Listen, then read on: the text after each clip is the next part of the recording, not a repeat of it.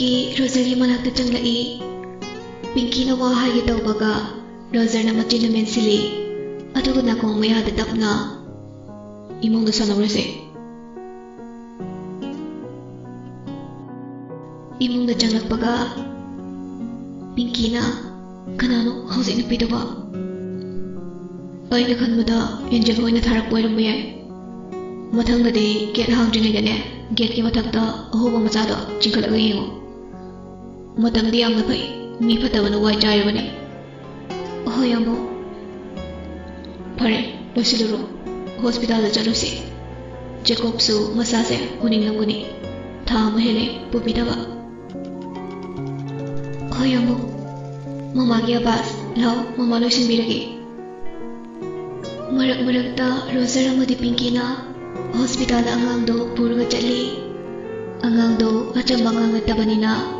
Jacob so family member ni haida si khang na baso. Rosalie na henelong kray. Maramdi machasak ngayok birabanina. Kuhina ICU da gyanta na nalay ba tondo. Jacob na pak na managtagi laptop te.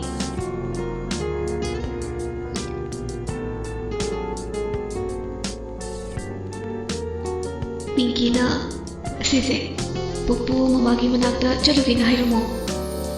Razin masang pamalaga masam dunan bi chaluro.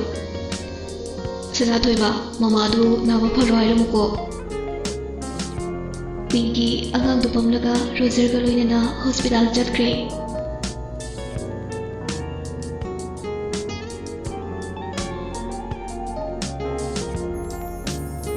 Hospital ni Jacob machawu bada yam na rause. Papagi abas ijadi thamu da bada yam pasit ome. Lause papapongge. Angang do Jacob ubada nokjay. Jacob na machawu pangmi. Se mama se namu pharo. Kuire sila na reglibase na hayo.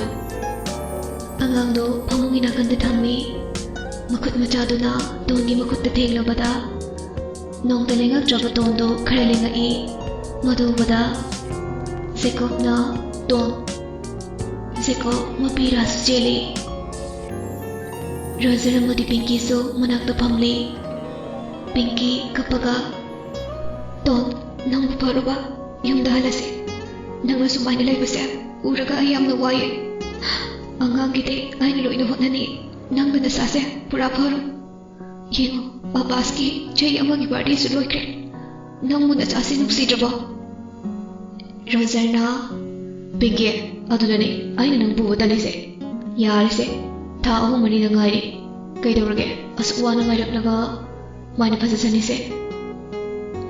Abas do Pinky na kapado bada Pinky na pamuhay do na makutin dorai. Pinky na abas do pamkatli. Abas na Pinky na ngataraga konjali. Pinky angang dukon sila nga kapi. Itay ma, ton kay sa tawrisi. Kuy na sumay na layo sida, wali sana mapangda bagi. Sumnungay na bani. Kay sa tawroy, kapano. Rosalie na, nang nakapado da, angang nukuli ba da, kapano hayo bani. Tuwayari. Pinky, mapito da ito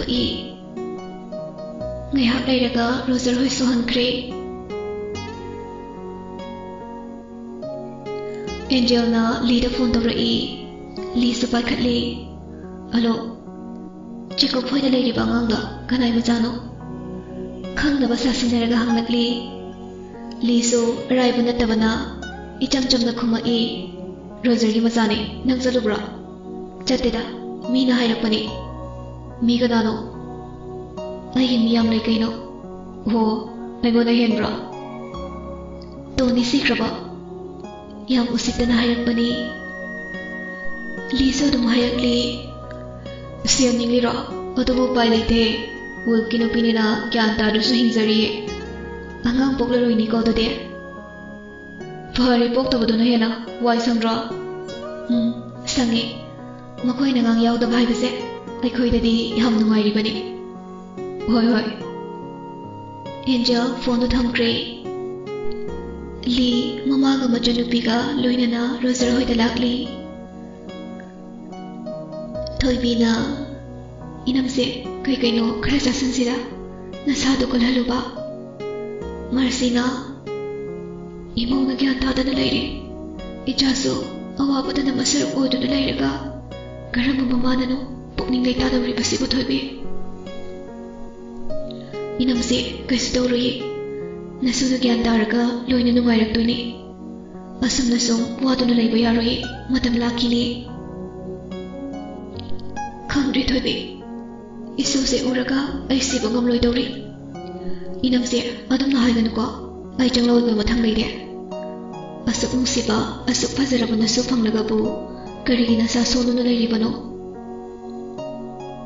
pinki changla e mabo chadak se ima se hitak se thak se la se ai koi sonia di inam se le howe angang di nong tanay yaw dabra mabo nong te na de yamna nungai ba mana blood ti kya thaktre chak na nang mapizare phare ai kai be magi mamang naga iga pithaklu nu ko manda kini amo mari kem ta khangje banina noi dali na sune maso tongum na masa solena kem ta haidok pa yada bani mabo ai su khange ba ai da ni kai tawrage lai sari ngai da loina khanglai se ton ga mai khoi ni di thamoi son mi ngak tani aduni somdana roger gali ga do wari sanari lina mutam se khangoroi ton mu di gyan darni adu bo ngang se jai manga muk su kisano hoi adu budi abasti hojik phauda mayam nagi thoidok hindu na singba ngang haibidu oirabani na jahi ahum gumude yaroi jasini jahi ahum dudi kitang no mole hoine manga haironi ada karam no angel hoi makhoi maribu gyandan duise li nokmi adugi bu ai lady stay no muda pulap gyanda haloi 1 by 1 tause haibudi jiko ai khoi ni na makhoi bude pharni ka da tongan thamlaga makhom ko to loina pungani aduga abas ki drop khara pithaklaga aina abas ta nakong maya da tapna injalaga mamitsinga loini ngalaga hayan doini o no moda loini ai ni dude abas ki tu makhoi mai da pithakladi angang sidi phazarani hoine chumini week amamam de khana badari dana adude angel na fasoi tare li nokmi last oil suyaida roger li yo haida targa nok thora i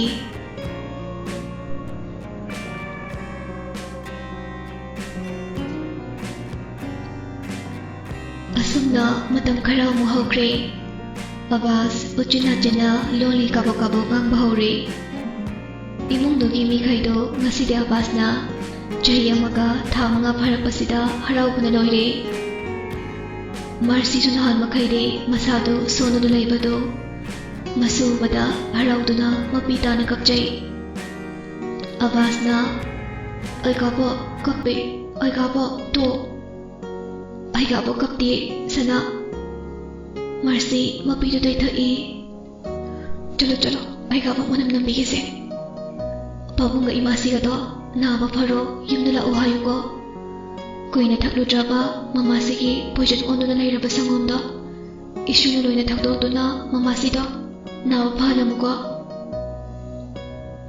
adu hayaka mo masubu ko laga kapi bimola na ichemse kapanu ba imosana pharani isusana lawla mami hoina ngai hore Bimolana masudu pudana mapanda thokre Roserna lawla koi chalase abas maronu subu sudavoy bubo gabo babai kokoi chat birmani razen masugi maronu targa nokjai nawuna koiro babai Roger hoiso hospital chakre nihaki batong hospital yore jeko makhoi bulak pangai duna nairami Pinky-na Noini mapanda mo Rosanna Hoy Pinky na Abbas-to Tongi managtapos sila Tongi frito kaya tangat piraga Mamagi Abbas si mamagi sangom siya takto Abbas ningaga kiyam tataw takay Tongi sangom lutakli Ngay haki matong na ton Kuy na si Daluraba Makhomukot to ling mahura Mudo bada Pinky haraw ba na Machin lumay nagakapli Ton Yamu Jacob Rosa lang mani Jacob manong na tiyang Pinky gi kapnok to bumay thong do baga Rosa na Kaidoroge Ton se Makhomukot ling Jacob Ton gi managtapam taraga Ton gi makutapay nagakapi Ton mitpa mo si Ton Abbas na kape to Rosa na Papa kap na hayo Papa kap no Ton mamitutak na Yamu na panglai Yamu Ay nagtalay ito Isi Pinky na ising do Drop kara Ton na bitai Yaraba Ton mga tunomitak na Kahit ano ay nalainis ba Pinky na hospital na ni Kaya gino Ato pura agang na gay ni Kaya no ichati Tu asli chow bokse nagi na jane Kari asuk chow na Pinky nok mi Ton pa haipit konsen bi Kuire nang kyan na tanalay isi Pinky nok mi Ton pa haipit konsen bi Kuire nang nagyanta na nalaya ipase Angang siya ay na isasak na yung Germany Piyo kahit ko nung ko Nang ko na mamupok joba Jacob na ngamzadre Rosa na Kariba ngamzadre ka na Angang matido ko nang sobra ba Siya piroy ko Ako'y nadyaho na yung ganyan Ito ko siya romance ka ro'y kawal ba ni Si ako'y jawoy ba ni Nawas na tuso ang talaw di ko Hoy Ado haraga Jacob tunok jay Dali na harise Ako'y di ichaba si piroy ko Tontak na Abbas Abbas gawi Yamong na ton mo ni Pasadra Pasaye Jacob Roser Dr. Unang Chakri Dr. Singh Duso Hana waloy na may labanina Maroy badaloy na kangle Namito di Roser hoy hankre Tonni 4 days muktilay ko masasoli hay na leheli Li hoy so ton gyan lag leta bada haraw na na mamahoy gala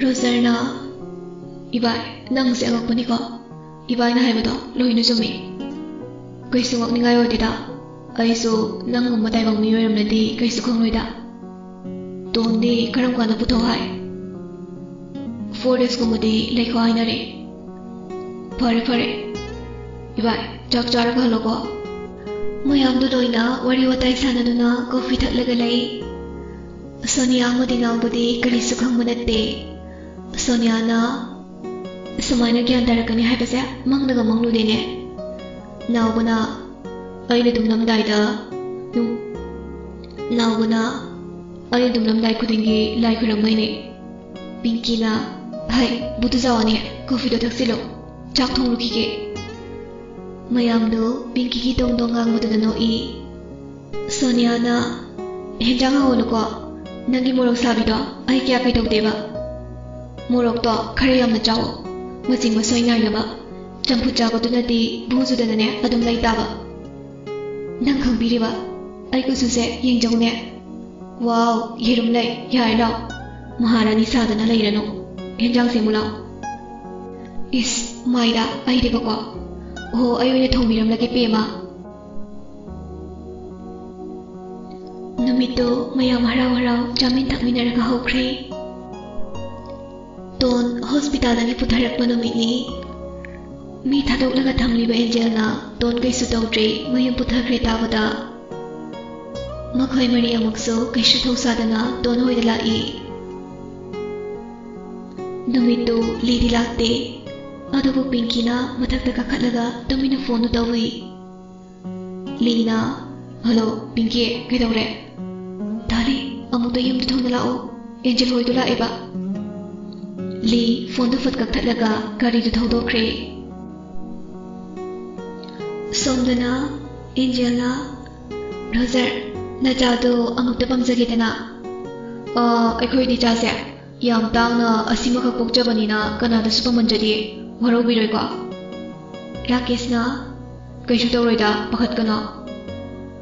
Rocky na mo angang do amukta check tawge. Roger na kaino check tawdoise. Rocky na mo kanana khangni check up ti angang yawdrabanina tonsu poni poi tamangamde. Aduna nangna chaduna aikhoi bu hataw angang do oyamnabadi khamdoba. Nauba sathatli madi khangdabanina kaino angang se Pinky na pakhat boy kai boy kanna nauba silaw angang na bari taluno. Nauba Angel hoida mamit tu pai ningnaga mi angang bu hingi kaina saksingsiga hingjaya tambai maladana. Iri no fetawna maro nangbo kaimin kauge. Nauba sauraga napagawe. Pinky na Nauba lau haidana. Nauba imung jangkre. Irik na yam lingine phai phai na thoi bachado lau bataridana. Jacob na ai na noi na thoi da hosi mong lau haibra. Angel hoi makhoi marido mamito yengai. Get do Rakesh na lok tawsinkre. Makhut masaga do theklaga mamit ka do red oida i. Jacob na Imase, mami, no imong jango. Imong daloy na janghankre. Jacob na mo Roger, nang susango. No brother, Angel ni sapta ay kay sumualaw di. Icha pas pangjar sidi. Okay. Nang hulak haude, Jacob bul khudak ta olaga Rakesh ko sikhay nay. Roger di thang yaw daw na irik na paisilak ko do sarik sara daw na masado ngakthokjay. Roger di irik na chikpa khotpadu ngamdana bahayduna masado ngakthokpa kaktani. Pinky mathakday pakhatpoy kay boy. Yambo! Roger phatin katlaga Pinky na thadarakpa thangdo jongkhalaga oi. Thangduna iriki harta yungkiba khangawde. Madu pada punarambasingdo among miyolai. Rakesh na iriki munakta praprap jangsilaga iriki thangdo satki tawbaga Roger na Rakesh bo round kick piki. Roger na wari loine liyabanina Pinky na may kit thadarai. Roger asawbana irik po may kit bahore. Jacob pakhat na Roger nate aduna tawbano. May kito khelaga langsin manahale. Wal dagili jongdharai kanna Roger. Jacob amanili na Roger na irik hatkibado nungaittabagi maramdi ataygi natte. Angel ki sapto soidina phanglani khanbanani. Roger sauraga loina hatkani. Jacob na jangsilaga mayam bukhami masado konsinbiraga Roger tose toba. Roger kapi noise phatte khangna phaba ngasi phaba hatan lakpani. Noibo hana ni punsida hanjina bo hotnawani. Sumaini amna phatloidu bo oyadi ibai loina hadase. Lee su sauraga Angel ni mangsamdo paiga thangatli. Aina noida kai hagige. Nakhoi loina siba pamlabra. Jacob amuk Lee manakta jangsilaga ibai thadose thadoba. Jacob kana jakrusalo. Nathoi singdo hingingdabadi matungna lakano. Rakesh, Rocky, Angel pakhat panaloide loina hanakre. Roger pamtaraga iriki ut olama masado soklaga kapi. Yama nanaw mawarogano. Mathang mapokdadi aikhoi loina taibang miyoiduna nungsisana laiminasiko. Jacob, Lee, Roger ki manakta janglai. Lee na Roger yarese hokre. Jeko mayang mo to kimatik no si Zay. Konsin bido na. Ay nahat na gusto nang diha na ning diye. Kaino na nasumay daw riba se. Roser sa kapaga. Nang napukdara gusto ijaba se. Yam no si ay. Ay imita ijaba pang daw gusto kisukan de. Adobo ijaba sa kanamta na matuna mo pa gusto payaroy. Nang naigi ijabo ado yung nunusip ang amnaga ay nakarigin na pamda sinabi ng amloy. Mani, abase nang ginadjani. Wapamse, ijada pa ba punsigi oy nang minam na se. Roser, mapito tayo to i. Minam drabaso, ase mahan mada kay syukay de. Mano susoy na nakang nakani. Nang sunauta, minam mayadraga, karigi, ijabas na minam noy no. Hoy, ay minam mapam de. Ato po mase. Nang bo, ay nahigpo minaba, iyabagi nung si Marina de. Lina, parase, imong jang naga, tono baka nung ay halo. Maha, masase, kay sukan riba ne. Sumase kang no. Jacob na, ibay, lao, ibay so, imong jang kise. Ay nga si jang naroy ko na imahoy gadag lagi. Hoy. Li, amok mayumdahan kre. Maso, mama mo di matyan po kudong di kadrakhan na napakachay. Jacob na Roser buko na napusin birai, modo wada bimula pakat na. Abo, majagi masado so prengi. Icha kay sutaw di ko. Imasi, ay kay sutaw di. Thoy ba, makoy tiloy na jat krabra. Mami, hangre. Pare. Ay, yengoy, tono ba pamse? Kaan kanu ko? Kakalo, matak talay bido chone. Hoy, mami. Jacob kakalai. Tontap na. Yambo, kayo ko yaw rake. Mayang langi do ba? Hera, peacemaker gi lila party do. Kauraga lila daw sira na likay ni miyam ne. Yaw sangi ka naramane. Oh, ay di wapang laroy ko. Handa yaw sang si madi sa tilaw to. Matang na di tayo na tabot zong kaya lori. Don, nok mi. Kuy na bakang ay bapang nagjaman na jong ningam ni ne. Ay na wolf o naga tabot mo jong na diba? Tabot na hayo festival sa Manipur lagi pumudit mo kini. Astas, jat pilo no yare. Don na pakat dyan na hayo padada, Jeko managdagsang sila na konsin be. Baka diro, ay iba nga daw na. Nawa na, ibay, ang bajang jarake. Seko patado i. Kaya rin na ba? Makoy marilak tayo na. Ahom danghan kina. Ay na matag tayo hawa ni. Lao se kane, san layo se. Seko, doon mi mamangda, wato tayo dok laga. Nawa ko laga putok re. Matam di kangaw de, abas, jahi ahom so kre. Roser madipinki na, masasak na, nung sinayaw kre. Noma, Lee, Jacob, Roser, tayo nagikado da pamlaga wari sanari. Roser na, jat naga jangin daw sira. Jacob na, ay sukali ba ni? Jaya ni buli wali hai babu, abas di tulog hinap masingbe. Lee na, badam kar di ngay kisida, jaya ni na dragaso. Roser, nangga na malay ba ni na abas do, tapoy ba karakarauro. Ibay, karam nuno. Ay na ijana dakto rin ba? Magi mamita, kiyam tawragi jangin daw bayari. Aduga, manaw kiyam singlagi hay doso nang nakhandog bayari. Pare, ay tabnata no yeng lagi, tiyam daw na.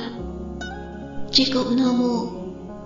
Amok dang ni abasi awdra doso, jalo ba diya ni? Hoy ni, aduga di naw may koy ni jalo si. Ay koy doy na di jatokom si. Roser na, ayum sang awragi.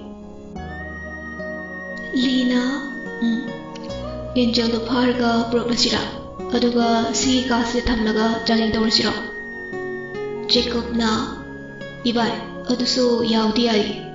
Angel na hanay pun silahan dilak po oy rabadi, yaman ni dudi kar di layo ni. Mabugyan darak labadi, brother ni dudi, mahangadong pahal mo so, ngam nga dahay na taze. Roger Namo Paranidugide, Hani by Hojalaga, Makoida, Garamtori in Tokyo, Koire, Mabau Sudakidaba. Lee looked her again white and a Tamnahari. I would a Maramara the jelly. Jacob Rosary Nay Mokoi, me give the Tatla Himle, Hat Pusiawe. Mapam Kangana, Mishina told him Yamse, Makoyani. Jacob na. I call the day Kanbanga Mote. Marai will tear about mewing out the name. Garidio Baile, a young Momo, Makoya Humbo. Hard consider Kalapusiawi. Sikop na Matuya Devai. I Makoya Musi. I knew she should be day if I was to hit a money. I can't get.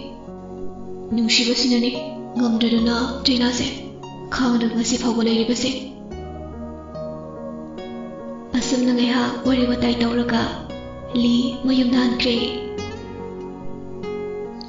Namitugi Namita Wairamni. Roserna, Yumuki Mayamdo, Tabakot Naringaituta, Abaspo, Jacob with timing room to the Pusila. Roserna, Abas, Nasidi, Papa Sanasigo. Hoi, Chanasi Papa. Roser, Jacob put her e. Say, Sigi Jason Zap, Minamuni Laga, my Jalune, High Brain Giver. Hoi Papa. Abas, chasing Aduda, Mammy to Subdog Laga, Munanga Yengi. Adaydi may kukara kurai, ngayhak biraga may brang jakalai. Ang ngawiriba basti haraw na makuto kubak kuraga panpanjongi. Papa ay daitra. Roser haraw na machabukun sinbi. Isa di amahire. Papa na mong toro. Papa di hay tiye. Ay dahay kwa. Ado nang sidalayo kwa. Papa ne stair mathagdagi kaino mahairageba nang muna daw ko. Hoy Papa. Roger Abbas puthanamlaga mathagda kharaga khalai. Hayaglagi ko tapna nang muna daw ko. Abbas nang chawraga kayoy babami. Taplak na normal oy na hay. Roger adu hayraga amuk makhada kumtharai. Abbas na adu pura vampire hunter. Roser Abbas ki wahai daga Swailawi. No, my son, Mutuya deko, Patimudu. Angang ni Vampire will have a say Karino Kangmanete. Majinudagi Yam Tansana, Alam Nayak Paduda, Roser Pakajay. Papagisana, Mutung the Haidanuko. Icha Hunter Wayadiko. Madu Erabadi, Yemo. Nungshirawa, Papa Kopsu, Papa Lisu, Luinang Purani. Adunane, Madu Beadiko. Hoy Papa. Aduni the night jaside, Law, Mumja Torase. Resident Janging Dorubada, my Baglabaso, Haravum Dikande. Adu Wapamase, Mahaki Luna Bipawada, Haidoki. Hainakibagi Matung Inna, Lia Madi Jacob, Angelo Hinilagipa, Mapam Dudala E. Lina, Angel. Kanam the Torok tree, Sikom Namo. Yaba Roke, Rakesh. Lina, God is a Krabzano. Makoini, Jawraba Yunduda, Goiti, Adaputiva Pangdre. Jacob, possessing the Munam Namo. Jacob, possessing the Bayaga, Munam Nami. Kyangwire. Makoi, Pochemiam Sinadaba, Taniele.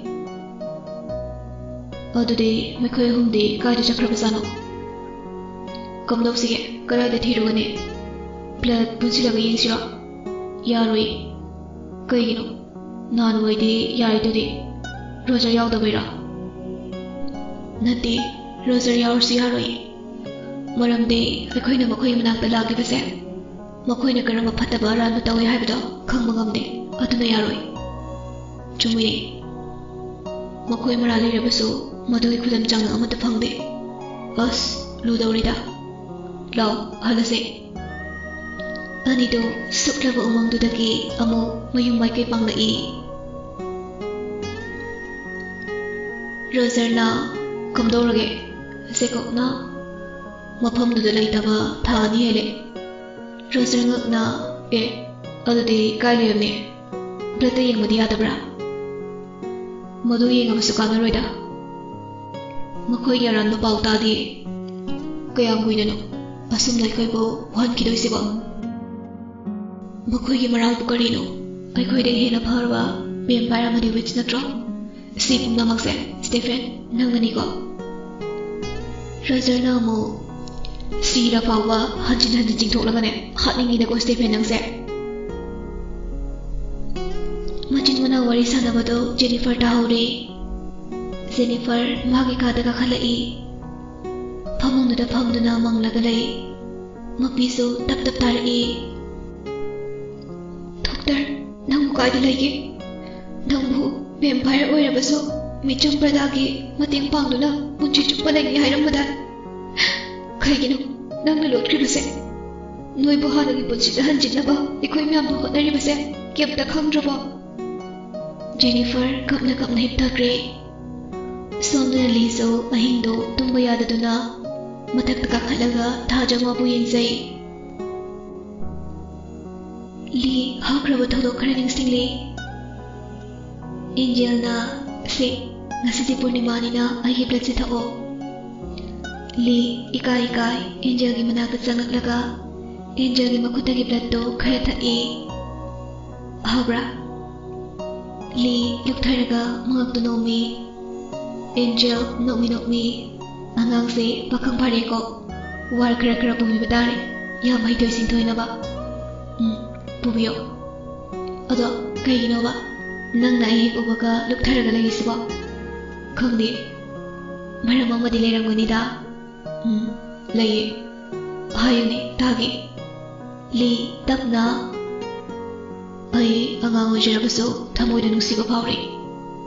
Angel, nokmi, kangsi na daga saraka. Kanawo no, nanganong sirise. Li, ikay raw. Hayo roge. Napanabo aso ikay tigalisi ko kay ginawa. Adunadi warjit pa yaroy. Ay namu warjit o puraroy ge. As hayo ba? Ado saw ko nuka.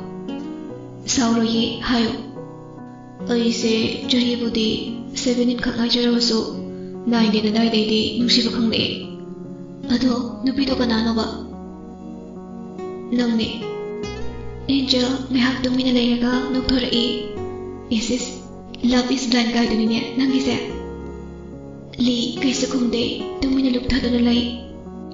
Angel, li manang tasang sila ka.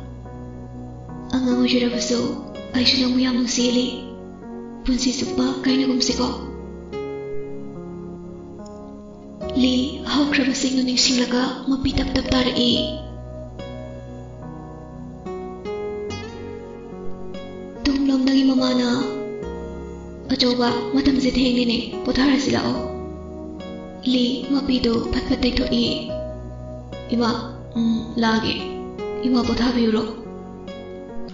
Toy mi kum takre, Li so, tap na kum tarak laga. Magi kada sangkre. Mama majana sana ni bado, tajaba so. Sonia so, kay daw rabazano kali. Sonia na, Ima, kay daw ragi. Toy bina, ibema kasi daw dise tumo. Ima tumaya je, ay nga sidi wahang amdahangge. Kay wahang no ibema, kay gino. To na nga pagpaga ay siya dalay ribase. Aduga mo paraglip sina kay gino ba? Ay ba di operasyon daw ka pagpase, asamay na daw bra. Aduga break ni noy pasukoy jibamana kamay na ngang sipoy no. Tatarada pok na day ne. Isor na tang bahay doon ay syutoy na kang nila. Asumay na taso na nagpupuso mayam na iriba ni. Ato, tayo na di ay ko'y tadase. Dara kisoy ka iyang punday ni. Isang nagkipa ka na ibasalo. Ay ba di ay naga sangloy na rubo kira. Ibe ma, matam si Tengli, tumlasi. Ima kim da kang di, nabung naso kim tahay di. Sonia, tap na. Ima, masifaw ba ise? Ima na hay ba ino na dalak ko ni? Ay ni mahoy mai chokadaba thabaksu amatang asi phawbu tawdribani nachana nusiba karino khanglakpada ngairigaida aigi nusi lambibudi thadatbikre Sonia mapira cheli aigish warudi adubu nachanadi tarakisbu yam nusirure Toibi machana nungta dum nahayaktabanina masu khalabada aduki matik thamoi soi machabu konsilbiraga ima gibema ima loina khangi ichasina waramgadabada adubune matamno yaudribagini warsu wana aikoi ngairasi laibakta asumna to otamlambanani kanada tainaruni Sonia ipangpang leijabana ngasi phawba kemta khangba ngamsade Rajendi Birmanina haibadagi loina khangle adubu nawbasu kemta khangba ngamde Kanasu khanghandana wana yokjarakpa Abbas chahi manga phakre Rogerna takpiba yabasu takpire masanasu kharaga haiganba ngangoibana mabu takpiba tambibadi thoina waboide Jahidi mga surabasu Angel hoy adum thiba khangkhidre Li anama matamda ongduna lay Jennifer so hospital jatliba haiduni nong to pothapam khangde Roger na Jacob kaitorge ibai hoy chalusira yai ibai sudak to kuire Abbas thorai babu ichan pangge yade mami ton se phatte Roger na Sana angang wiri bangbahiroyeba ichanda kitang saukhisano Marcina abung thoiba nabali hoisu laktaba kuire isusigi jagum mase hayingina lao haibiru chodana chalaga Jacob na oi mase nakoisu khanaramani phare phare ngyak chalaga haibiruro Jacob ko Roger ka li hoida chatkre Angel ni saptuna maram oiraga Roger di macha yaudre Jacob ki di macha nupi amasu phangjakre ngakliba di macha nupi adu taibang mi oina adumang phangjai adumak nasu dona macha nupi bu yam nungsijai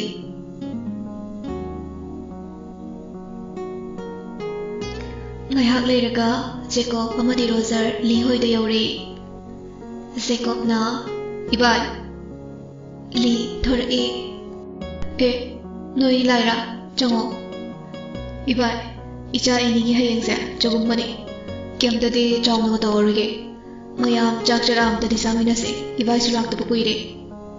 Hoi, Lake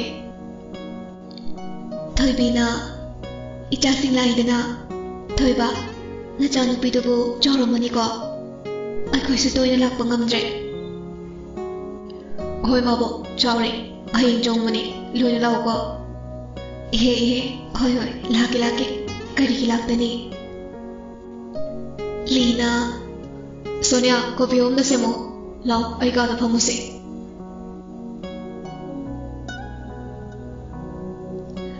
Ligi kadani Roger na Ibai ita basti kyan phasna tare adubu li tapna thiwe amu thiri Roger makoibu kaida leramgani khangba ngamdre Roger nangaitana aina yangba irikpu hatkibadagi makhoi kiduna lotki yangna lotkrama male aiso atopa country ki vampire singa pau phaungai makhoi ahumbu thibirawana tatana hairibani adubu phangma ngamdre Jacob na mo ibai aikoi Abbasda amu tengansira mabu yangba haigadrane Roger na haiba yaina Haini haibudi yenganse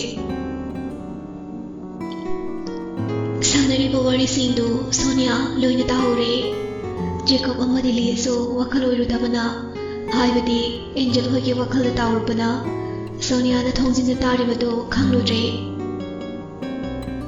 Sonia na da coffee wari sanarambadu chaklepi thomo Sonia coffee to thanamlaga thokre Roger na ayore Abbas ko sila kahanglage kaigumba khanglabadi halapado oirabasu chalurase Hoi noi ni jangdana khangdoro Ngayhak wari watay sanaraga Roser hoy suhankre.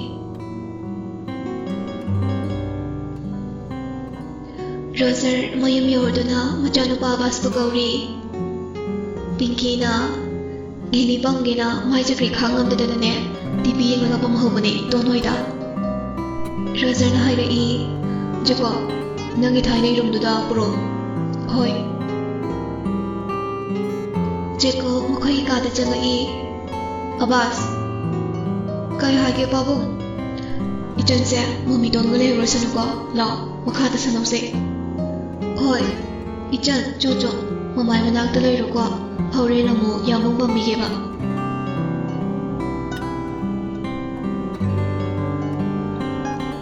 Jacob na Abbas po magi thainagi kada puthar e Roser sulegami Abbas na kay sana se hay no babu Jacob na sana doine ado kaino mahanang kige Roser hango Roser na phone puthurak tu na picture hum dodli to sinu pise yengo phajabra khange akhoi do na hawai la ko dune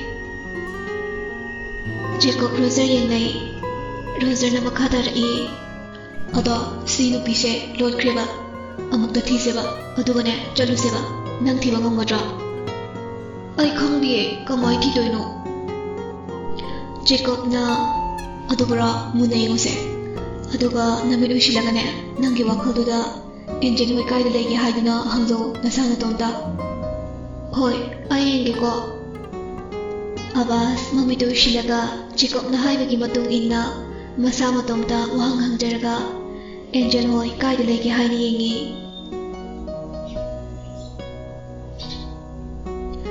Ngayhak leiraga mamitu sakpang thorai Jacob na uwa ngamra Roser na so Abbas ichabu utraba Abbas di angang nina kaisu thawsana na sat haidorai Makhoi di tummi thang na su thabak ta thile adwa myol hun madi taye Jacob Roser ngakpanu doire munna yengnai chapmanana kaidano Mafam se khangdiye Yung amagi kadani Roser pakhatna Abbas mafamdo kamai toge habadi Manipur dara yengo Hoy yenge Abbas amu mamito shinkre Mana mafamdo sum yenglakpada Mamito mu satbangi Chik mayam sulaye Usu yam hawe Aduka kwa yung mamakak layeba Yung do yamna jawi Roser se ko bhabtare Stephen hoi na hana leiramba mafamduni haiba khangle Jacob na pare lao se mathakar se mathaka khatlaga Roser na Lee da phone tawi Lee na hello Angel hoi do leire Stephen hoi na hana leiramba mafamduda thangmi munaga dai haye Oh makhoi masana masabu pothajaba soidina oirangani adugo jawruba yumnugi kada karama mafamda oigani Thorese ai lage Abbas puse hoi bye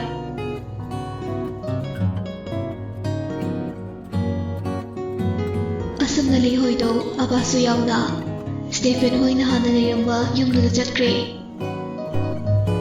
Abbas na makhoi na leiba mafamdaro papa chalise mane makhoi do thang thilaga leiri do kaigino Aikoi su khangdi chalaga yengrose Hoi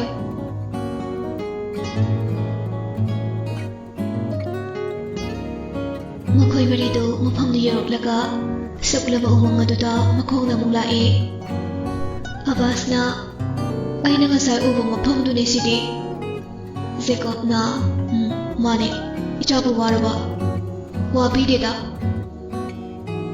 Angang oizarabaso paro yamna paibana uhabaga khangdama makai makhongna mafamdu phawba lai chawraga yum aduda changlai Lina Abbas kaiduna leiriduba tu asigi manungda makhoi ahummak Abbas na takliba jagatuda yengi thaina Stephen na lotuna thamkiba tomthinga lemaga na leirammaga aduni Lina ꯑꯁꯤꯒꯤ ꯔꯨꯝꯁꯤꯒꯤ ꯔꯤꯃꯣꯠꯇꯤ Stephen ꯈꯛꯇꯅ ꯁꯤꯖꯤꯟꯅꯔꯝꯕꯅꯤ ꯀꯥꯏꯗ ꯊꯤꯒꯅꯤ ꯖꯦꯀꯣꯕ ꯈꯨꯗꯛꯇ ꯃꯨꯠ ꯑꯣꯜꯂꯛꯏ ꯑꯗꯨꯒ ꯀꯥꯗꯨ ꯊꯨꯒꯥꯏꯕ ꯍꯧꯔꯤ ꯃꯗꯨ ꯎꯕꯗ ꯑꯕꯥꯁꯇꯤ ꯉꯛꯏ ꯃꯥꯗꯤ ꯃꯁꯥꯅ ꯃꯁꯥ ꯐꯥꯎꯕ ꯀꯅꯥꯅꯣ ꯍꯥꯏꯕꯁꯤ ꯑꯉꯥꯡ ꯑꯣꯏꯕꯅꯤꯅ ꯈꯪꯖꯕ ꯅꯠꯇꯦ ꯖꯦꯀꯣꯕꯅ ꯀꯜꯂꯕ ꯔꯨꯝ ꯑꯗꯨ ꯊꯨꯒꯥꯏꯕꯗꯒꯤ ꯃꯆꯦꯠ ꯑꯃ ꯍꯣꯔꯤ ꯍꯣꯔꯤꯕ ꯃꯈꯨꯟ ꯑꯗꯨꯗ ꯌꯦꯡꯂꯨꯕꯗ ꯑꯦꯟꯖꯦꯜ ꯔꯣꯀꯤ ꯔꯥꯀꯦꯁ ꯕꯦꯠ ꯑꯍꯨꯝꯗ ꯑꯃꯃꯝ ꯍꯤꯞꯂꯒ ꯊꯕꯥꯛꯇ ꯊꯥꯡꯅ ꯌꯨꯡꯗꯨꯅ ꯂꯩꯕꯗꯨ ꯎꯔꯦ ꯂꯤꯁꯨ ꯆꯪꯁꯤꯜꯂꯒ ꯀꯥꯗꯨ ꯊꯨꯒꯥꯏꯕ ꯌꯥꯎꯏ ꯃꯈꯣꯏ ꯑꯅꯤ ꯆꯪꯗꯅ ꯌꯥꯝ ꯋꯥꯅ ꯀꯥꯗꯨ ꯊꯨꯒꯥꯏꯔꯤ ꯍꯤꯞꯇꯨꯅ ꯂꯩꯔꯤꯕ ꯑꯦꯟꯖꯦꯜꯒꯤ ꯃꯅꯥꯛꯇ ꯂꯤ ꯆꯪꯁꯤꯜꯂꯒ ꯊꯥꯡꯗꯨ ꯁꯠꯇꯣꯛꯏ ꯖꯦꯀꯣꯕꯁꯨ ꯔꯣꯀꯤ ꯑꯃꯗꯤ ꯔꯥꯀꯦꯁꯀꯤ ꯊꯥꯡꯗꯨ ꯁꯠꯇꯣꯛꯏ ꯈꯪꯍꯧꯗꯅ ꯂꯣꯏꯅ ꯃꯃꯤꯠꯇꯨ ꯄꯥꯡꯊꯣꯛꯂꯒ ꯑꯦꯟꯖꯦꯜꯅ ꯂꯤꯕꯨ ꯐꯣꯔꯁ ꯀꯟꯅ ꯀꯥꯎꯈꯤ ꯖꯦꯀꯣꯕꯁꯨ ꯔꯣꯀꯤ ꯑꯃꯗꯤ ꯔꯥꯀꯦꯁꯅ ꯆꯪꯗꯅ ꯀꯥꯎꯏ ꯖꯦꯀꯣꯕ ꯏꯕꯥꯏ ꯔꯣꯖꯔ ꯆꯪꯁꯤꯜꯂꯒ ꯖꯦꯀꯣꯕꯄꯨ ꯍꯧꯒꯠꯄꯤ ꯂꯤꯕꯨꯁꯨ ꯍꯧꯒꯠꯂꯤ ꯑꯦꯟꯖꯦꯜ ꯍꯣꯏ ꯃꯃꯤꯠꯀꯗꯨ ꯄꯨꯔꯥ ꯔꯦꯠ ꯑꯣꯏꯔꯒ ꯁꯛꯐꯝ ꯀꯥꯏꯀꯩ ꯊꯣꯔꯛꯏ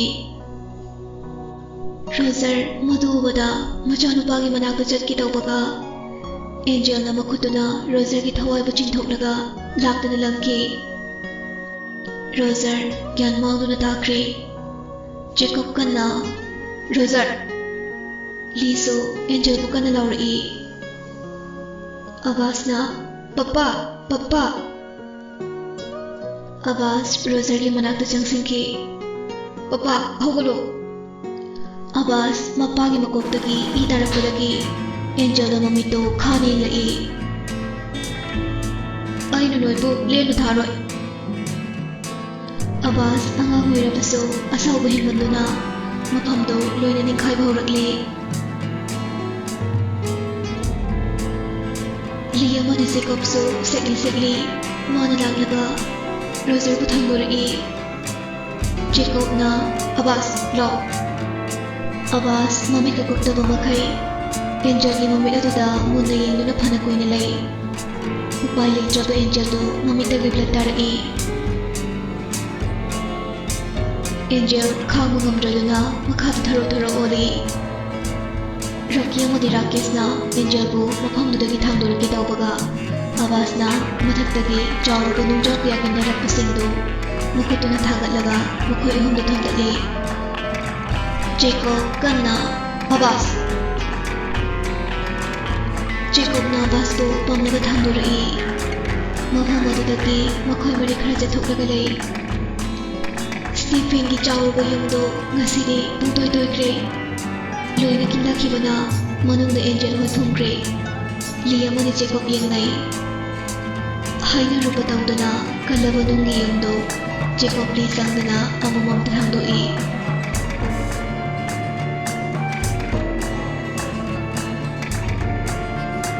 ꯔꯣꯖꯔꯅ ꯒ꯭ꯌꯥꯟ ꯇꯥꯔꯛꯄꯗ ꯇꯧꯔꯝꯂꯤꯕꯗꯨ ꯎꯕꯗ ꯉꯛꯏ ꯑꯕꯥꯁꯅ ꯄꯄꯥ ꯄꯄꯥ ꯃꯄꯥꯕꯨ ꯀꯣꯟꯁꯤꯟꯕꯤ ꯄꯄꯥꯒꯤ ꯁꯅꯥ ꯀꯩꯗꯧꯔꯤꯕꯅꯣ ꯇꯧꯔꯤꯕꯁꯤꯕꯣ ꯑꯩꯅ ꯁꯥꯎꯅꯤꯡꯗꯅ ꯌꯨꯝꯁꯦ ꯂꯣꯏꯅ ꯅꯤꯡꯈꯥꯏꯍꯟꯕꯅꯤ ꯔꯣꯖꯔ ꯉꯛꯅ ꯑꯦꯟꯖꯦꯜ ꯍꯣꯏꯗꯤ ꯇꯨ ꯃꯅꯨꯡꯗ ꯐꯨꯝꯈ꯭ꯔꯦ ꯄꯄꯥꯒꯤ ꯁꯅꯥ ꯀꯔꯤꯒꯤ ꯑꯁꯨꯝꯅ ꯇꯧꯔꯤꯕꯅꯣ ꯃꯈꯣꯏꯅ ꯄꯄꯥꯗ ꯐꯨꯔꯤ ꯅꯠꯇ꯭ꯔꯥ ꯄꯄꯥ ꯀꯩꯁꯨ ꯇꯧꯗꯦꯕꯁꯦ ꯃꯈꯣꯏꯁꯤꯡꯗ ꯍꯤꯡꯂꯤꯕ꯭ꯔꯥ ꯑꯃꯨꯛꯇ ꯌꯦꯡꯉꯨꯁꯦ ꯇꯜꯂꯤꯗ꯭ꯔꯣ ꯅꯨꯡꯁꯤꯗꯦ ꯁꯅꯥ ꯄꯄꯥ ꯋꯥ ꯍꯥꯏꯒꯦꯁꯦ ꯃꯈꯣꯏꯁꯦ ꯑꯐꯕ ꯃꯤ ꯉꯥꯛꯇꯅꯦꯕ ꯏꯆꯥ ꯄꯣꯛꯇ꯭ꯔꯤꯉꯩꯗ ꯁ꯭ꯇꯦꯐꯦꯟ ꯀꯧꯕ ꯑꯃ ꯂꯩꯔꯝꯃꯦꯕꯀꯣ ꯑꯗꯨꯏ ꯅꯨꯄꯥꯗꯨꯅꯅꯦ ꯃꯈꯣꯏ ꯑꯍꯨꯝꯁꯦ ꯃꯍꯤꯛ ꯊꯥꯖꯤꯜꯂꯝꯃꯤꯕ ꯑꯗꯨꯗꯒꯤ ꯃꯈꯣꯏꯁꯦ ꯒ꯭ꯌꯥꯟ ꯇꯥꯗ꯭ꯔꯤꯕꯅꯦꯕ ꯃꯔꯝ ꯃꯣꯛꯄꯅꯦ ꯁꯦ ꯏꯆꯥꯗꯤ ꯁꯦ ꯑꯃꯨꯛꯇ ꯌꯦꯡꯉꯣꯕ ꯃꯍꯤꯛ ꯊꯥꯖꯤꯜꯂꯤꯕ ꯁ꯭ꯇꯦꯐꯦꯟ ꯍꯥꯏꯗꯨꯅ ꯑꯗꯨꯒꯤ ꯃꯍꯤꯛꯁꯤꯡꯗꯣ ꯏꯆꯥꯅ ꯂꯣꯏꯅ ꯂꯧꯊꯣꯛꯄ ꯉꯝꯗꯣꯏꯅꯦꯕ ꯑꯗꯨꯒꯤꯅꯤ ꯏꯆꯥꯕꯨ ꯃꯐꯝꯁꯤꯗ ꯄꯨꯔꯛꯂꯤꯕꯁꯦ ꯑꯣ ꯍꯣꯏ ꯑꯩ ꯌꯦꯡꯉꯦꯀꯣ ꯄꯄꯥ ꯑꯕꯥꯁ ꯃꯃꯤꯠꯇꯨ ꯉꯥꯏꯍꯥꯛ ꯎꯏꯁꯤꯜꯂꯒ ꯌꯦꯡꯉꯤ ꯄꯄꯥ ꯍꯤꯡꯗꯤ ꯍꯤꯡꯉꯦꯕꯀꯣ ꯑꯗꯣ ꯒ꯭ꯌꯥꯟꯗꯤ ꯇꯥꯗ꯭ꯔꯦꯉꯣ ꯐꯔꯦ ꯑꯗꯨꯕꯨ ꯑꯣꯏꯔꯗꯤ ꯅꯪ ꯁꯤꯗ ꯂꯩꯌꯨꯀꯣ ꯇꯨꯃꯤꯟꯅ ꯄꯄꯥ ꯅꯨꯡꯁꯤꯡꯁꯦ ꯍꯣꯟꯗꯣꯛꯄ ꯌꯥꯎꯔꯨꯒꯦ ꯑꯁꯨꯝꯅ ꯔꯣꯖꯔꯁꯨ ꯌꯥꯎꯅ ꯅꯨꯡꯁꯤꯡꯗꯨ ꯃꯈꯣꯏ ꯑꯍꯨꯝ ꯆꯪꯗꯅ ꯂꯧꯊꯣꯛꯏ꯫ ꯆꯥꯎꯔꯕ ꯌꯨꯝꯗꯨ ꯂꯣꯏꯅ ꯅꯤꯡꯈꯥꯏꯈ꯭ꯔꯕꯅꯤꯅ ꯍꯣꯟꯗꯣꯛꯅꯕ ꯍꯣꯠꯅꯕꯗꯗꯤ ꯃꯈꯣꯏ ꯈꯔꯗꯤ ꯋꯥꯔꯦ꯫ ꯐꯅ ꯀꯨꯏꯅ ꯍꯣꯟꯗꯣꯛꯂꯕ ꯃꯇꯨꯡꯗ ꯑꯦꯟꯖꯦꯜ ꯍꯣꯏ ꯄꯨꯂꯞ ꯇꯥꯁꯤꯜꯂꯒ ꯂꯩꯕꯗꯨ ꯊꯦꯡꯅꯔꯦ꯫ ꯂꯤꯅ ꯄꯥꯏꯔꯒ ꯃꯤꯍꯨꯜ ꯌꯦꯡꯉꯤ꯫ ꯃꯤꯍꯨꯜꯗꯤ ꯂꯩꯔꯤ, ꯁꯠ ꯍꯣꯟꯗꯣꯛꯁꯤꯁꯦ, ꯃꯤꯍꯨꯜꯁꯦ ꯇꯞꯄꯦꯕ꯫ ꯖꯦꯀꯣꯕꯅ ꯍꯣꯏ ꯚꯥꯏ꯫ ꯖꯦꯀꯣꯕꯅ ꯔꯣꯀꯤꯒꯤ ꯃꯁꯥꯗꯨ ꯄꯝꯂꯒ ꯊꯥꯡꯗꯣꯔꯛꯏ꯫ ꯂꯤꯅ ꯑꯦꯟꯖꯦꯜꯕꯨ ꯊꯥꯡꯗꯣꯔꯛꯏ꯫ ꯔꯣꯖꯔꯅꯁꯨ ꯔꯥꯀꯦꯁꯄꯨ ꯊꯥꯡꯗꯣꯔꯛꯏ꯫ ꯃꯈꯣꯏ ꯑꯍꯨꯝꯃꯛ ꯄꯔꯦꯡ ꯁꯥꯅ ꯍꯤꯞꯐꯜꯂꯒ ꯊꯝꯃꯤ꯫ ꯂꯤꯅ ꯑꯕꯥꯁ, ꯃꯥꯃꯣ ꯋꯥ ꯍꯥꯏꯒꯦꯁꯦ, ꯅꯪꯒꯤ ꯈꯨꯠꯇꯒꯤꯅꯦ ꯅꯣꯏ ꯃꯄꯥꯒꯤ ꯊꯥꯡꯗ ꯈꯤꯇꯪ ꯂꯦꯡꯉꯤꯀꯣ, ꯀꯩꯁꯨꯝ ꯅꯥꯔꯣꯏꯕ꯫ ꯑꯁ ꯀꯩꯒꯤꯅꯣ ꯃꯥꯃꯣ? ꯅꯪꯒꯤ ꯏ ꯈꯤꯇꯪ ꯈꯤꯇꯪꯗꯨꯅꯅꯦ ꯃꯈꯣꯏ ꯑꯍꯨꯝꯒꯤ ꯃꯌꯥꯗ ꯊꯥꯗꯗꯣꯏꯕ, ꯑꯗꯨꯒ ꯁ꯭ꯇꯦꯐꯦꯟ ꯍꯥꯏꯗꯨꯅ ꯊꯥꯖꯤꯟꯈꯤꯕ ꯃꯍꯤꯛꯇꯣ ꯐꯥꯗꯣꯏꯔꯣ? ꯑꯗꯨꯗꯪ ꯍꯥꯟꯅ ꯇꯧꯈꯤꯁꯦ, ꯑꯗꯨꯒꯅꯦ ꯃꯥꯃꯣ ꯃꯊꯪ ꯍꯥꯏꯔꯛꯀꯦ꯫ ꯍꯣꯏ ꯃꯥꯃꯣ, ꯑꯗꯣ ꯑꯩ ꯅꯥꯔꯣꯏꯀꯣ? ꯅꯥꯔꯣꯏ꯫ ꯂꯤꯅ ꯑꯕꯥꯁꯀꯤ ꯃꯈꯨꯠ ꯃꯆꯥꯗꯨ ꯊꯥꯡꯗꯨꯅ ꯈꯤꯇꯪ ꯂꯦꯜꯂꯒ ꯏ ꯊꯣꯛꯍꯜꯂꯦ꯫ ꯍꯤꯞꯄꯤꯕ ꯃꯈꯣꯏ ꯑꯍꯨꯝꯗꯨ ꯃꯌꯥꯗꯨ ꯀꯥꯊꯣꯛꯍꯜꯂꯒ ꯏ ꯗ꯭ꯔꯣꯞ ꯈꯔ ꯊꯥꯗꯔꯦ꯫ ꯌꯥꯔꯦ, ꯑꯗꯨꯒꯅꯦ ꯁꯤꯒꯤ ꯑꯦꯟꯖꯦꯜ ꯍꯥꯏꯔꯤꯕ ꯅꯨꯄꯤꯁꯦ, ꯁꯤꯒꯤ ꯃꯃꯤꯠꯁꯦ ꯃꯥꯃꯣ ꯐꯥꯛꯇꯣꯔꯛꯀꯦꯕꯀꯣ꯫ ꯖꯦꯀꯣꯕ, ꯅꯪ ꯑꯣꯏꯅ ꯂꯥꯛꯑꯣ, ꯅꯪ ꯑꯣꯏꯅ ꯑꯦꯟꯖꯦꯜꯒꯤ ꯃꯃꯤꯠꯁꯦ ꯐꯥꯛꯇꯣꯔꯛꯑꯣ꯫ ꯍꯣꯏ ꯚꯥꯏ꯫ ꯖꯦꯀꯣꯕꯅ ꯑꯦꯟꯖꯦꯜꯒꯤ ꯃꯃꯤꯠꯇꯨ ꯐꯥꯛꯇꯣꯛꯏ꯫ ꯑꯕꯥꯁ, ꯑꯦꯟꯖꯦꯜꯒꯤ ꯃꯃꯤꯠꯁꯤꯗ ꯃꯨꯟꯅ ꯌꯦꯡꯉꯣ, ꯑꯗꯨꯒꯅꯦ ꯅꯪꯒꯤ ꯋꯥꯈꯜꯗꯨꯅ ꯑꯁꯨꯝꯅ ꯍꯥꯏꯌꯣ, ꯐꯠꯇ꯭ꯔꯕ ꯋꯥꯈꯜꯗꯣ ꯂꯣꯏꯅ ꯀꯥꯎꯈ꯭ꯔꯣ, ꯍꯥꯟꯅꯒꯤ ꯄꯨꯟꯁꯤꯗ ꯍꯜꯂꯛꯑꯣ ꯍꯥꯏꯌꯣ꯫ ꯅꯪꯒꯤ ꯋꯥꯈꯜꯅ ꯍꯥꯏꯗꯧꯅꯤꯀꯣ, ꯃꯈꯣꯜ ꯊꯣꯛꯄ ꯌꯥꯗꯦ꯫ ꯍꯣꯏ ꯃꯥꯃꯣ꯫ ꯑꯁꯨꯝꯅ ꯑꯕꯥꯁꯅ ꯃꯊꯪ ꯃꯃꯤꯠꯇꯨꯅ ꯌꯦꯡꯗꯨꯅ ꯃꯥꯒꯤ ꯋꯥꯈꯜꯅ ꯃꯈꯣꯏꯕꯨ ꯒ꯭ꯌꯥꯟ ꯇꯥꯍꯟꯈ꯭ꯔꯦ꯫ ꯔꯣꯖꯔꯅ ꯏꯕꯥꯏ ꯍꯧꯗꯣꯛꯁꯤꯔꯥ, ꯅꯠꯇ꯭ꯔꯒ ꯒ꯭ꯌꯥꯟ ꯇꯥꯔꯛꯄ ꯉꯥꯏꯔꯁꯤꯔꯥ? ꯍꯧꯗꯣꯛꯀꯨꯝꯁꯦ, ꯃꯊꯟꯇ ꯍꯧꯒꯠꯆꯔꯛꯁꯅꯨ꯫ ꯍꯣꯏ꯫ ꯃꯈꯣꯏ ꯃꯔꯤꯅ ꯍꯤꯞꯄꯤꯕ ꯑꯍꯨꯝꯗꯨꯕꯨ ꯁꯪꯗꯨꯅ ꯂꯩꯔꯤ꯫ ꯃꯇꯝꯗꯤ ꯑꯍꯤꯡ ꯍꯥꯏꯕꯗꯨ ꯑꯣꯏꯔꯕꯅꯤꯅ ꯊꯥꯖ ꯃꯍꯥꯛꯁꯨ ꯃꯌꯦꯛ ꯁꯦꯡꯅ ꯊꯣꯔꯛꯂꯦ꯫ ꯊꯥꯖꯒꯤ ꯃꯉꯥꯜ ꯑꯗꯨꯗ ꯃꯁꯥ ꯄꯨꯝꯕ ꯌꯩꯕꯗ ꯍꯤꯞꯂꯤꯕ ꯑꯍꯨꯝꯗꯨ ꯃꯁꯥꯗꯨ ꯊꯦꯛꯇꯣꯔꯛꯏ꯫ ꯔꯣꯖꯔꯅ ꯏꯕꯥꯏ, ꯂꯤ ꯂꯥꯡꯒꯅꯨ ꯍꯥꯏꯕꯒꯤ ꯃꯇꯥꯒꯨꯝ ꯏꯪꯒꯤꯠ ꯇꯧꯔꯛꯏ꯫ ꯇꯞꯅ ꯂꯤ ꯍꯧꯒꯠꯂꯤ꯫ ꯃꯈꯣꯏ ꯑꯍꯨꯝꯗꯨꯁꯨ ꯍꯧꯒꯠꯂꯣ ꯍꯥꯏꯅ ꯁꯥꯏꯟ ꯇꯧꯏ꯫ ꯑꯗꯨꯒ ꯃꯐꯝ ꯈꯔ ꯆꯠꯊꯣꯛꯂꯒ ꯎ ꯑꯆꯧꯕ ꯑꯃꯒꯤ ꯅꯥꯀꯟꯗ ꯂꯣꯠꯇꯨꯅ ꯂꯩꯔꯤ꯫ ꯑꯦꯟꯖꯦꯜ ꯃꯃꯤꯠꯇꯨ ꯍꯥꯟꯅ ꯄꯥꯡꯂꯛꯏ, ꯑꯗꯨꯒ ꯑꯀꯣꯏꯕꯗꯨ ꯀꯣꯏꯔꯦ ꯂꯩꯗꯨꯅ ꯌꯦꯡꯉꯤ꯫ ꯑꯦꯟꯖꯦꯜ ꯉꯛꯅ ꯔꯣꯀꯤ, ꯔꯥꯀꯦꯁ꯫ ꯑꯦꯟꯖꯦꯜꯅ ꯍꯧꯗꯣꯔꯛꯄꯗꯨꯗ ꯑꯅꯤꯗꯨꯁꯨ ꯃꯃꯤꯠꯇꯨ ꯁꯠ ꯄꯥꯡꯂꯒ ꯐꯨꯛ ꯍꯧꯒꯠꯂꯤ꯫ ꯔꯣꯀꯤꯅ ꯁ꯭ꯇꯦꯐꯦꯟ, ꯅꯪꯒꯤ ꯌꯨꯝꯁꯦ ꯉꯁꯤꯗꯤ ꯇꯨꯝꯂꯦꯀꯣ꯫ ꯑꯦꯟꯖꯦꯜ, ꯃꯇꯧ ꯀꯔꯝꯅꯅꯣ? ꯖꯦꯀꯣꯕ ꯍꯣꯏꯅ ꯁꯣꯏꯗꯅ ꯑꯣꯏꯔꯝꯒꯅꯤꯌꯦ꯫ ꯔꯥꯀꯦꯁꯅ ꯖꯦꯀꯣꯕ ꯅꯠꯇꯅ ꯀꯅꯥꯅꯁꯨ ꯉꯝꯂꯣꯏꯌꯦ꯫ ꯑꯦꯟꯖꯦꯜ ꯃꯃꯤꯠꯇꯨ ꯁꯠ ꯎꯏꯁꯤꯜꯂꯒ ꯑꯃꯨꯛ ꯁꯠ ꯄꯥꯡꯊꯣꯛꯏ꯫ ꯂꯤ, ꯖꯦꯀꯣꯕ, ꯔꯣꯖꯔ, ꯀꯩꯒꯤꯅꯣ ꯂꯣꯠꯂꯤꯕꯗꯣ? ꯎ ꯑꯆꯧꯕꯒꯤ ꯃꯔꯨꯝꯗ ꯂꯣꯠꯂꯤꯕ ꯑꯍꯜ ꯑꯍꯨꯝꯗꯨ ꯅꯣꯛꯃꯤ ꯊꯣꯔꯛꯏ꯫ ꯑꯕꯥꯁꯄꯨꯗꯤ ꯑꯉꯥꯡꯅꯤꯅ ꯅꯣꯛꯆꯗꯦ꯫ ꯂꯤꯅ ꯑꯦꯟꯖꯦꯜꯒꯤ ꯃꯈꯨꯠꯇ ꯄꯥꯏ꯫ ꯌꯦꯡꯉꯣ ꯍꯧꯈꯤꯕ ꯃꯌꯥꯝꯗꯣ꯫ ꯖꯦꯀꯣꯕꯁꯨ ꯔꯣꯀꯤꯒꯤ ꯃꯈꯨꯠꯇ ꯄꯥꯏ꯫ ꯔꯣꯖꯔꯁꯨ ꯔꯥꯀꯦꯁꯀꯤ ꯃꯈꯨꯠꯇ ꯄꯥꯏꯔꯒ ꯍꯧꯈ꯭ꯔꯕ ꯃꯌꯥꯝꯗꯨ ꯃꯊꯪ ꯎꯍꯜꯂꯤ꯫ ꯑꯦꯟꯖꯦꯜꯅ ꯑꯣ ꯃꯥꯏ ꯒꯣꯗ, ꯁ꯭ꯇꯦꯐꯦꯟ, ꯅꯪꯁꯦ ꯐꯠꯇꯦꯗꯀꯣ꯫ ꯑꯩꯈꯣꯏꯅ ꯀꯔꯤꯕꯨ ꯂꯥꯟꯈꯤꯕꯒꯦ? ꯅꯪꯅ ꯆꯠꯅꯕꯤꯒꯤ ꯋꯥꯡꯃꯗ ꯇꯧꯔꯨꯕꯅ ꯅꯪꯕꯨ ꯍꯥꯠꯄꯅꯤ꯫ ꯑꯗꯨꯗꯤ ꯑꯉꯥꯡꯁꯦ ꯔꯣꯖꯔꯒꯤ ꯃꯆꯥ ꯇꯥꯔꯤꯅꯦ꯫ ꯃꯌꯥꯝꯗꯨ ꯂꯣꯏꯅ ꯅꯣꯛꯏ꯫ ꯑꯁꯨꯝꯅ ꯔꯣꯖꯔꯒ ꯑꯕꯥꯁꯀꯗꯨ ꯄꯨꯔꯛꯂꯤꯕ ꯒꯥꯔꯤꯗꯨꯗ ꯍꯜꯍꯟꯈ꯭ꯔꯦ ꯍꯥꯏꯔꯒ ꯃꯈꯣꯏꯁꯤꯡ ꯑꯗꯨꯗꯤ ꯊꯦꯡꯂꯕ ꯑꯏꯪ ꯑꯗꯨꯗ ꯃꯈꯣꯏꯅ ꯄꯥꯝꯖꯕ ꯋꯨꯜ ꯑꯃꯗꯤ ꯚꯦꯝꯄꯥꯌꯔ ꯑꯣꯟꯗꯨꯅ ꯍꯔꯥꯎ ꯂꯝꯖꯦꯟ ꯇꯥꯟꯅꯔꯒ ꯆꯦꯜꯂꯛꯏ꯫ ꯔꯣꯖꯔ ꯍꯣꯏꯗꯒꯤ ꯃꯈꯣꯏꯅꯕꯨ ꯑꯗꯨꯝ ꯍꯥꯟꯅ ꯇꯨꯡꯗ ꯃꯥꯡꯗ ꯄꯨꯂꯞ ꯌꯧꯃꯤꯟꯅꯔꯛꯏ꯫ ꯖꯦꯀꯣꯕꯅ ꯒꯦꯠꯇꯨ ꯍꯥꯡꯂꯒ ꯔꯣꯖꯔ ꯒꯥꯔꯤꯗꯨ ꯊꯧꯖꯤꯜꯂꯛꯏ꯫ ꯁꯣꯝꯗ ꯇꯣꯟꯗꯤ ꯖꯦꯀꯣꯕꯅ ꯀꯩꯁꯨ ꯍꯥꯏꯔꯝꯗꯕꯅꯤꯅ ꯇꯨꯝꯕꯒ ꯌꯥꯗꯕ ꯃꯈꯩ ꯂꯩꯔꯤꯉꯩꯗꯨꯗ Get hangbangi makol tabada mahi hawanari mayamdo punna phamlaga harauna wari watai sanari Marcina isu sanana pumnamakse loina gyan tanbase sidagi hena nungaiba mamung leitri Jennifer su mayam wari watai sanamadu taraduna thorai Rocky ngasaidagi Jennifer thorakpra yengmada warabani Roger na Miss lengthokpiredana Jacob na Ibai Rocky se mga khara sangdoklabani coffee amta injalo Bimola na Ani sideba lemba yarabani ko nacha leirabani Roger na chahi se khara nauri khara ngau khidari Jacob na mo Yamuida kuntra paudi khara ngau khige Jennifer nokni bathroom jangkre ngahak leiraga iruzaraga kitchen da muk jangkre Donna madi Pinky su iruzaraga mayamdugi chana thaknaba sem sare Asumna nungairaba numito hokre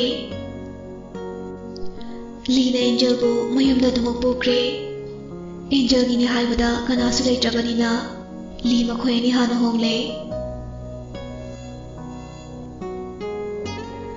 Phone dani Jennifer na Good morning doctor Rocky na Me su honga kre Laikhoi ni na kamdaw ba Jenny amudu ngai kwa Waiting lai Lee Hello Lee kidorge Me ga helak pro Rocky na Kanai mino da Laikhoi sonya do leiramje ayuk sida Rocky ngakna ha amudu ngai kwa Rocky phamungdagi phut hagotlaga manang paraki sikadala I thong du hangnuwada Rakesh su leiramje Rocky lawai lengphu du pairaga loiredana horon phaw piramdeba khangidana oi li ai haidokpaga lakpa ngamoi ko I yam kai li noga kaidida laktosu yare khawai hei tobiba haiduni hoi adumai tawrse ai de chawna hongni he Hoi thamage ko Li thamkibaga Rocky na taribo Au taye Aikoi Rakesh na muhangre Nang hanubi oraga dum lairo Ai budi hanubi roi Jennifer noklaga Yam nungai bide kaideda Ai budi chuk saraga leijarage Oi wathi ngang nuko Li da khawai tawse haikrabani Hek loibaga ikoi nigi trane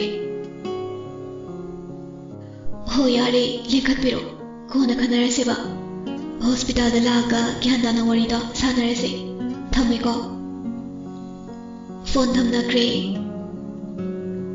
Rakesh amadi Sonia pandang bam yaukre haina kibagi matung inna Jennifer mayum halaktre Jacob na matam do kita sumagi haideba irang diba pelabani mache na chenkraga Jacob ni saulangi birmani na Hoi, na chedo angang chabani ne Bimola na Kaya da no yengune Makoy ni na chahi phawa suda kai nupinganda na thiraga Ho mini ne matik charabani Roger na makhatara I matik charasu thaba tangai wadabu masira draba Rakesh ki thaba wo phadre Jacob na mo Adune makoy di nahan kai yamwa na khang ni jani dana Marcina Hai, taning de ko. Noi ni bu isai gi ne poster a lung ni hai bani. Try dok silu de na. Jacob na kari isai ba. Hajira o nu sujara ge bo. Roger na so yes. Adugumba thutla bu thabak tu bu thabak lo ba. Marcina kaya da no yengune mahai de tam ning jaga. Jacob na Job pass oya suko likoi di MA de hel haye Hai jingan ba adu oya di college alo noi ni ma Seko umadi Roger na hoi ba housik bo Bimola na qualification yaudana noi ni IS officer ka mayo gi haibano noi ni na phana hai resune na hai di kadai no ba Roger na noi se yam hai no ri da icha pakhang phar kan sida Seko na ꯂꯥꯛ 50ꯗꯣ ꯑꯃꯨꯛꯇ ꯄꯤꯔꯣ ꯀꯔꯕꯥꯔ ꯑꯣꯏꯅ ꯇꯧꯒꯦ ꯃꯥꯔꯁꯇꯤꯅ ꯀꯩ ꯀꯔꯕꯥꯔ ꯖꯦꯀꯣꯕ Roger ꯆꯞ ꯃꯥꯟꯅꯅ ꯃꯤ ꯀꯔꯕꯥꯔ ꯅꯣꯏꯅꯤꯗ ꯀꯥꯏꯗꯅꯣ ꯂꯩꯔꯨ ꯆꯠꯂꯣ ꯑꯅꯤꯗꯣ ꯍꯣꯗꯅ ꯆꯦꯟꯈ꯭ꯔꯦ ꯖꯦꯅꯤꯐꯔꯁꯨ ꯔꯣꯀꯤꯒ ꯄꯨꯟꯁꯤ ꯂꯩꯄꯨꯟ ꯁꯦꯝꯈ꯭ꯔꯦ ꯑꯕꯥꯁꯁꯨ ꯕꯣꯔꯗꯤꯡꯗ ꯊꯝꯈ꯭ꯔꯦ ꯃꯇꯝ ꯈꯔ ꯂꯩꯔꯒ ꯑꯦꯟꯖꯦꯜ ꯃꯆꯥꯅꯨꯄꯥ ꯑꯃ ꯐꯪꯖꯈ꯭ꯔꯦ ꯃꯗꯨꯁꯨ ꯚꯦꯝꯄꯥꯌꯔ ꯑꯣꯏꯅ ꯐꯪꯖꯔꯦ ꯁꯣꯅꯤꯌꯥꯁꯨ ꯃꯆꯥꯅꯨꯄꯥ ꯋꯨꯜ ꯑꯃ ꯐꯪꯖꯔꯦ ꯖꯦꯅꯤꯐꯔꯁꯨ ꯃꯆꯥꯅꯨꯄꯤ ꯋꯤꯠꯆ ꯑꯃ ꯐꯪꯖꯔꯦ ꯑꯉꯥꯡꯁꯤꯡꯗꯨ ꯂꯣꯏꯅ ꯂꯣꯡꯒꯥ ꯑꯣꯏꯕꯅ ꯑꯍꯜꯈꯩꯗꯨ ꯌꯥꯝꯅ ꯍꯔꯥꯎꯖꯩ ꯂꯤꯒꯤ ꯃꯆꯥꯗꯨ ꯂꯤꯌꯣ ꯀꯧꯗꯨꯅ ꯃꯄꯥꯅ ꯄꯤꯛꯂꯤꯉꯩꯗꯒꯤ ꯇꯥꯛꯄꯤ ꯇꯝꯕꯤꯕ ꯍꯧꯔꯦ ꯔꯥꯀꯦꯁꯀꯤ ꯃꯆꯥꯗꯨꯅ ꯔꯦꯒꯥꯟ ꯍꯥꯏꯅ ꯀꯧꯔꯦ ꯃꯥꯁꯨ ꯅꯨꯄꯥꯅꯤꯅ ꯔꯥꯀꯦꯁꯅ ꯇꯥꯛꯄꯤꯕ ꯍꯧꯔꯦ ꯔꯣꯀꯤꯗꯤ ꯃꯆꯥꯅꯨꯄꯤ ꯑꯣꯏꯖꯔꯕꯁꯨ ꯑꯗꯨꯛꯀꯤ ꯃꯇꯤꯛ ꯃꯆꯥꯅꯨꯄꯤꯕꯨ ꯂꯨꯅ ꯇꯧꯖꯩ ꯅꯨꯄꯥ ꯑꯣꯏꯗꯦ ꯀꯩꯝꯇ ꯂꯩꯇꯦ ꯃꯌꯥꯝꯗꯒꯤ ꯈ꯭ꯋꯥꯏꯗꯒꯤ ꯑꯇꯣꯟ ꯑꯇꯥꯅꯤꯅ ꯋꯤꯁ ꯑꯣꯏꯔꯕꯁꯨ ꯃꯄꯥꯅ ꯄꯥꯋꯔ ꯑꯝꯇ ꯁꯤꯖꯤꯟꯅꯍꯟꯗꯦ ꯃꯔꯝꯗꯤ ꯇꯥꯛꯄꯤꯔꯨꯕꯒꯤ ꯃꯊꯧ ꯇꯥꯗꯦ ꯋꯥꯟ ꯗꯦ ꯂꯣꯏꯅ ꯃꯁꯥ ꯃꯇꯣꯝꯇ ꯍꯌꯦꯡ ꯇꯧꯕ ꯂꯩꯔꯕꯅꯤ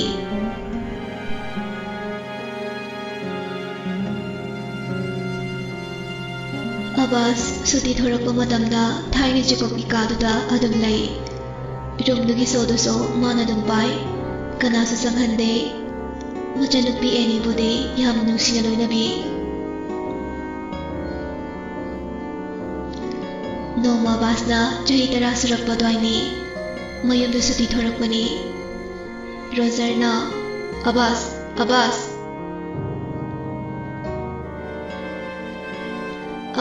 ꯃꯥꯒꯤ ꯀꯥꯗꯨꯗ ꯂꯩꯔꯕꯁꯨ ꯃꯄꯥꯒꯤ ꯈꯣꯟꯖꯦꯜ ꯇꯥꯕꯗꯒꯤ ꯌꯥꯝ ꯊꯨꯅ ꯄꯣꯠꯆꯩ ꯈꯔꯗꯨ ꯁꯠ ꯂꯧꯁꯤꯟꯈꯤ ꯄꯄꯥ ꯂꯥꯎꯗꯅ ꯆꯥꯛ ꯆꯥꯔꯁꯦ ꯍꯣꯏ ꯄꯄꯥ ꯂꯥꯛꯑꯒꯦ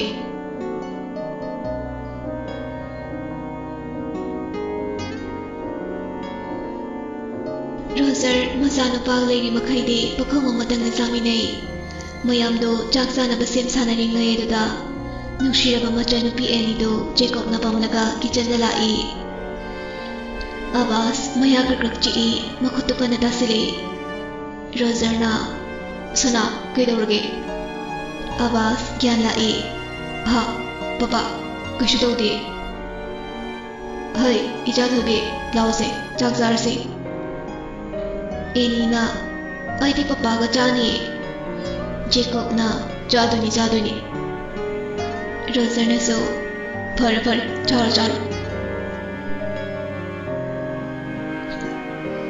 ꯃꯌꯥꯝꯗꯣ ꯆꯥꯕ ꯊꯛꯄ ꯂꯣꯏꯔꯒ ꯑꯕꯥꯁꯇꯤ ꯃꯍꯥꯛꯀꯤ ꯀꯥꯗ ꯄ꯭ꯔꯞ ꯆꯠꯈ꯭ꯔꯦ ꯑꯗꯨꯒ ꯊꯣꯡꯗ ꯂꯣꯟꯁꯤꯜꯂꯒ ꯃꯥꯅ ꯉꯁꯥꯏ ꯇꯧꯔꯝꯕ ꯊꯕꯛꯇꯣ ꯈꯪꯕ ꯉꯝꯗ꯭ꯔꯗꯨꯅ ꯍꯥꯟꯅꯒꯤ ꯊꯕꯛꯇꯣ ꯃꯈꯥ ꯆꯠꯊꯩ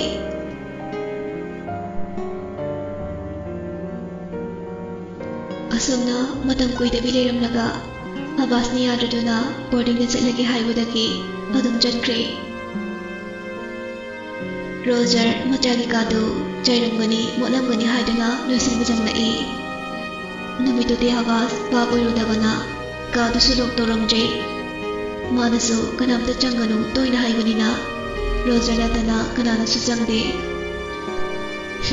ꯀꯅꯥꯝꯇ ꯆꯪꯕꯤꯅꯨꯁꯨ ꯍꯥꯏ ꯆꯥꯏꯔꯤ ꯃꯌꯥꯝꯁꯤꯒ ꯀꯩꯗꯧꯅꯕꯅꯣ ꯃꯥꯅ ꯎꯕꯁꯦ ꯃꯒꯛ ꯏꯠꯄꯒꯤ ꯃꯀꯨꯝ ꯃꯌꯥꯝꯁꯤꯅ ꯏꯟꯊꯣꯛꯄꯅꯤꯗꯀꯣ ꯄꯄꯥꯒꯤ ꯁꯅꯥ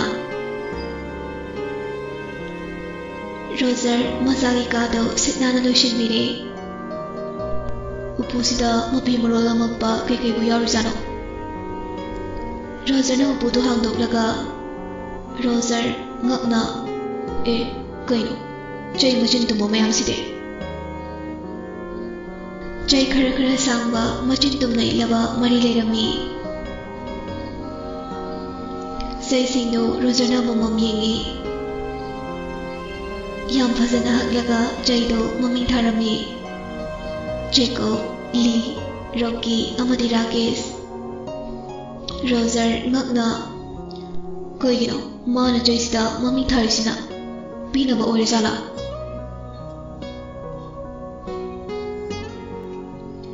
ꯆꯦ ꯑꯃ ꯐꯖꯅ ꯊꯨꯞꯄꯒ ꯂꯩꯕꯗꯨ ꯎꯔꯦ ꯃꯗꯨ ꯔꯣꯖꯔꯅ ꯄꯥꯏ ꯑꯩ ꯈꯥꯡꯕ ꯉꯝꯗ꯭ꯔꯦ ꯅꯣꯏꯕꯨ ꯍꯥꯠꯅꯤꯡꯕꯅ ꯍꯥꯠꯀꯅꯤ ꯂꯣꯏꯅ ꯍꯥꯠꯀꯅꯤ ꯂꯦꯝꯅ ꯑꯝꯇ ꯊꯥꯔꯣꯏ ꯑꯩꯅ 17 years ꯁꯨꯔꯛꯄꯗ ꯃꯥꯂꯦꯝꯁꯤꯗꯒꯤ ꯅꯣꯏꯕꯨ ꯃꯔꯨ ꯐꯪꯅ ꯃꯨꯊꯠꯀꯅꯤ ꯅꯣꯏꯅ ꯑꯩꯕꯨ ꯋꯤꯆꯅꯤ ꯍꯥꯏꯅ ꯂꯩꯔꯤꯕꯗꯣ ꯑꯩ ꯋꯤꯆ ꯅꯠꯇꯦ ꯑꯩ ꯍꯟꯇꯔꯅꯤ ꯍꯟꯇꯔ ꯔꯣꯖꯔ ꯀꯟꯅ ꯑꯕꯥꯁ